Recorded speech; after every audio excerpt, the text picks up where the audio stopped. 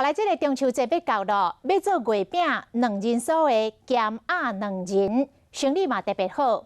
南投水里一对33岁翁仔某到溪边要来清洗咸鸭2人，结果太太徛无在一个当下，跋落错漏的溪水。这个翁婿要甲救，嘛跋落水。尾啊，这个翁婿家己爬上花，但是太太互救起来的时阵，心脏都已经停去了。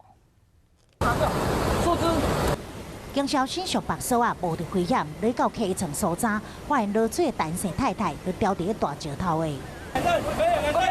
来，上来！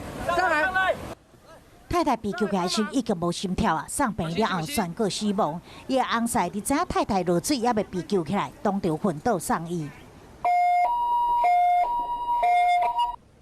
意外现场涂骹拢囥啊全咸仔2人，当时翁仔某2个伫溪边咧洗，太太一无细字全摔落水，翁婿要救伊，马扣大水冲到下游400公尺，家己爬上岸。他们平常都这样子工作，对，平常就是这样工作，就是两夫妻就是蛮和乐的啦。最近中秋节比较大吗？还是怎样？对，最近中秋节比较大。这对翁仔某是做咸仔2个生意，中秋节咸仔2人需求量较大，伊2个赶要出货，却发生意外。之前无着大雨咧洗2人，翁婿嘛伫咧面册有铺文，讲选伫这个时间洗，好亲像是错误决定，想袂到发生不幸。